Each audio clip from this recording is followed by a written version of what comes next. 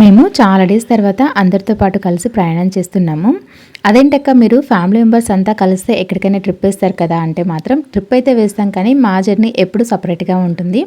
ఎందుకంటే మా ఆయనకి బస్ జర్నీ, కార్ జర్నీ ఇలా పడవన్నమాట. అందుకే మా జర్నీ ఎప్పుడు బైక్లోనే ఉంటుందన్నమాట.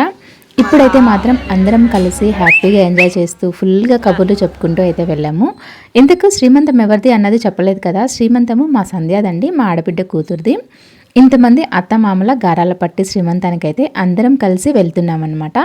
ఇది 5వ నెల శ్రీమంతము. వాళ్ళ అత్తయ్య వాళ్ళ ఇంట్లో అయితే చేస్తున్నాము.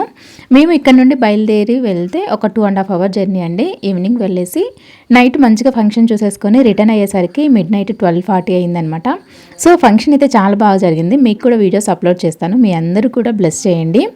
ఇంకా మా పిల్లలకి మేము ఆస్తులు ఏమీ సంపాదించలేదు, కానీ ఏదైనా ప్రాబ్లం వస్తే మాత్రం ఇంత పెద్ద ఫ్యామిలీ మాకు అండగా ఉంది అన్న భరోసా మాత్రం ఇచ్చాము.